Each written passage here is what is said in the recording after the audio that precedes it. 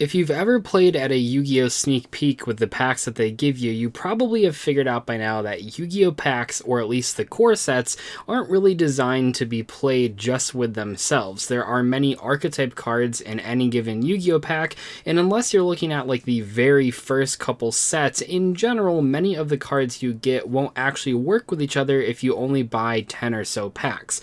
In general, Yu-Gi-Oh! More so than things like Hearthstone and Magic the Gathering and Pokemon, is a game about building decks not just from packs but from the singles that you buy. Obviously these things happen in those other games, but those other games, especially Magic and Hearthstone, you can actually just buy packs or play the arena modes in those games and get a pretty decent draft going.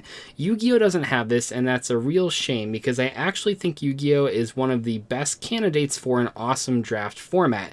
You often see some of the most competitive players have their own Yu-Gi-Oh! Cube consisting of a whole bunch of one-ofs, and a ton of players love playing with those cubes. However, did you know that Yu-Gi-Oh! Actually did have a draft format for a couple years, and at one point it was actually what they used at the top 16 of every single YCS all the way through the finals. In today's video, I'm going to talk about all three of the battle packs and mainly focus on Battle Pack 3, which is one of my favorite formats in Yu-Gi-Oh! Even in 2019. From a marketing perspective, it is extremely difficult for Konami to get players excited about battle packs, and that was one of the biggest challenges for battle packs and their success or lack of. The marketing tactics used for many Yu-Gi-Oh! Sets, at least as far as the secondary market goes, is that players want to have a chance to buy packs and make all of their money and more back. This is a huge deal for many sets, and oftentimes the sets that people really try to avoid are the ones where people can never plus off of buying those packs or boxes. In the case of the battle packs, this is so true because the battle packs, and I will say this time and time again if you ask me, the battle packs are not designed to just open and then plus off of the contents. In fact, it's almost impossible to plus off of the battle packs. One of the only ways that you used to be able to do that was with Battle Pack 1, where they put Tour Guide from the Underworld in there, but other than pulling that Tour Guide, or when Daigusto Emerald was around, you could pull that in Battle Pack 3. Other than that, the battle packs are pretty much not meant to be opened like a traditional Yu-Gi-Oh! Pack.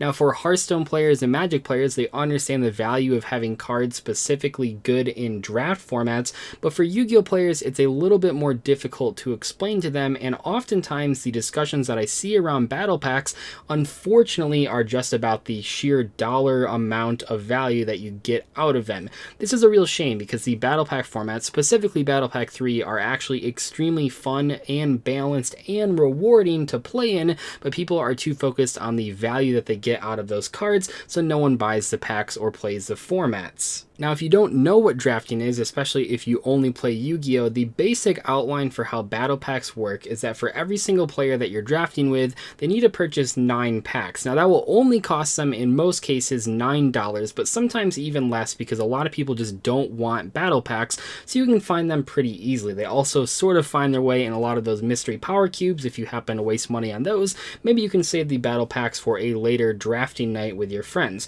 In general, though, you only need to spend that $9 per person, and then what happens is each player opens 3 of those packs, picks 1 card to put in their deck, and then passes the packs, the rest of the cards, all the other cards, along to the next person. This continues for all 3 of those packs, and then players open 3 more packs. You repeat the same process over and over again until all players have a 45 card deck. Now they can take out 5 of those cards to make a side deck. Some of them might be extra deck cards though, so you might get a few less cards to put in your side deck, but that's how the basic drafting process goes, and that is really fun. It's honestly some of the most fun I've had in Yu-Gi-Oh!, especially when you're playing with players that really know the battle pack format inside and out. Now personally, I only really play Battle Pack 3, and that's kind of what this video is about. I'm going to explain why I love Battle Pack 3 so much in comparison to Battle Pack 1 and 2. The problem with Battle Pack 1, and the main reason that people just don't like Battle Packs in general, because a lot of people only have experience with Battle Pack 1,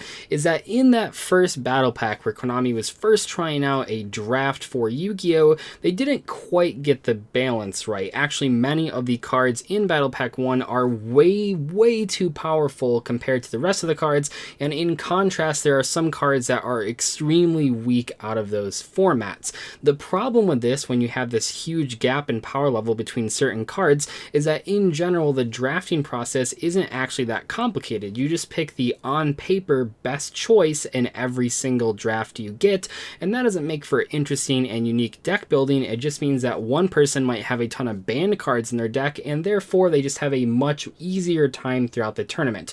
Cards like Gorz the Emissary of Darkness are particularly powerful in that format, with some players that played Battle Pack 1 saying if you draft a Gorz and your opponent doesn't have one, you will win 99% of the time. This obviously isn't true because you don't always draw the Gorz, but in general, a card like Gorz and many of the other banned cards in that format, if you have access to those cards and your opponents don't, you're gonna win almost every single time, which creates a very unfun playing environment. Konami tried to fix this with Battle Pack 2 by removing many of the banned cards and many of the destruction cards in general, and Battle Pack 2 really focuses on two things that Battle Pack 1 sort of skipped out on. First, they focus on equip spells. There are a ton of equip spells in Battle Pack 2, and more importantly, the main focus, the main selling point of Battle Pack 2 is that there are strong, quote-unquote, by Konami standards, strong tribute monsters that make the game more dynamic. They really wanted Battle Pack 2, they've said this time and time again, to just be battle focused. Not really a lot of spot removal, you're just battling your opponent's monsters and that's how you win the duel. This ends up creating a whole bunch of issues. Without any spot removal, there are some really interesting, awful situations that you can find yourself in. The biggest problem with Battle Pack 2 is that there's no comeback mechanic, but more importantly, all of the tribute monsters are pretty much garbage, and that once again creates this power gap where when you're drafting, it's not so much about picking the best monsters or picking the best tribute monsters, it's just about avoiding every single level 5 or higher monster until the very end. In other words, when you draft with Battle Pack 2, the issue is that whoever gets the least amount of tribute monsters is now at a huge advantage, because you really can't take the minus in card advantage in that type of format to actually set up proper tribute summons. So once again, this creates a situation just like Battle Pack 1 where your choices don't seem to be that impactful. In the case of Battle Pack 1, you're just picking as many banned cards as possible. In the case of Battle Pack 2, you're just picking every card besides the tribute monsters. You don't really have a lot of meaningful decisions when you draft Battle Pack 1 or Battle Pack 2. However, this all changes with Battle Pack 3, which I personally believe is one of the most balanced and interesting formats in all of Yu-Gi-Oh!, even counting Constructed. Battle Pack 3 introduces a crazy ruling change that makes every single monster every single type, and then they include a bunch of cards to make this actually advantageous for players to sort of adopt. You see, the problem with Battle Pack 2 is that the main gimmick, the tribute monsters, are terrible, but in Battle Pack 3, it's basically impossible to avoid the main gimmick. Luckily though, the main gimmick of Battle Pack 3 is so fun to play with and to experiment with and to create new decks out of. Battle Pack 3's gimmick is one of the most unique things I've ever seen in Yu-Gi-Oh! And I love playing in Battle Pack 3 format because of it. Obviously, cards like Mizuki are extremely powerful, but even some underdog cards that a lot of people wouldn't recognize or wouldn't think are good are extremely good in Battle Pack 3 format. Pyramid of Wonders is one of the best continuous spell cards in the entire set, and a lot of players probably don't even know what that card does. I know I didn't until I played Battle Pack 3 format, and cards like Swords of Concealing Light are some of the best picks in the entire set once again, and a lot of people might not realize that at first glance. I know that Patrick Hoban, one of the biggest fans of Battle Pack 3 format, said that one of the ways that he was able to win so many events back when they had Battle Pack 3 format for top 16 is that he would consistently grab Freya, Spirit of Victory, a card that a lot of people would just pass up on, but that he knew from looking at the Battle Pack 3 format that was a very, very powerful card, and that's how he was able to win so many tournaments. Obviously, his own deck, his constructed deck, got him to top 16, but once he got to the top 16, because he put the practice in and the time to actually learn the format, he figured out some really good cards that a lot of players, if they're just playing Battle Pack 3 for the first time, would pass up on, not realizing how powerful they were. In general, the reason I love Battle Pack 3 so much is because in every single case, outside of like maybe card advance, all the cards in the pack are playable, if not good. Obviously, there are better cards than others. Mizuki is one of the strongest cards in the set, as is to be expected, but in general, every single card is decent or better, and that's really exciting to play in. When you think of drafting Battle Pack 1, you're just picking banned cards. When you think of drafting Battle Pack 2, you're just avoiding the tribute monsters. But when you're drafting Battle Pack 3, I kid you not, when you open those first 15 cards, those first 3 packs, I would guess that 14 out of 15 of them are cards that you wouldn't mind having in your deck, and that is truly a blessing to players that like to draft, especially players that only play Yu-Gi-Oh! And can't experience drafting in other games. What ends up happening then is that players that play a lot of Battle Pack 3 are at a huge advantage versus players that don't play the format. That might sound like a bad thing, but I much prefer it to the Battle Pack 1 system of, oh yeah, I'll just grab a bunch of banned cards and make a really powerful deck with that.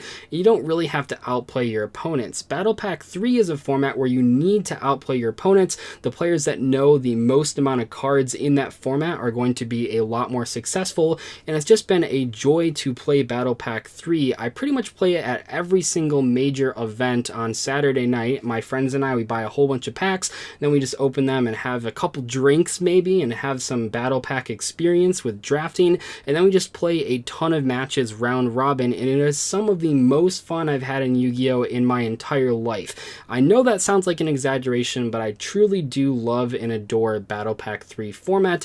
It is so balanced, it is so skill intensive, and it's just a ton of fun in a unique way that you don't see in other Yu-Gi-Oh! Formats. Anyway though, hopefully you guys enjoyed today's discussion video on the Battle Pack formats. I really do love Battle Pack 3, and I hope if you watch this video, maybe you'll give it a try. It doesn't really cost that much. It's a very cheap format to get into. Just have a couple drinks, sit your friends down, draft with your friends. I guarantee you'll have a ton of fun. I'll see you guys later though. Thank you so much for watching today's video.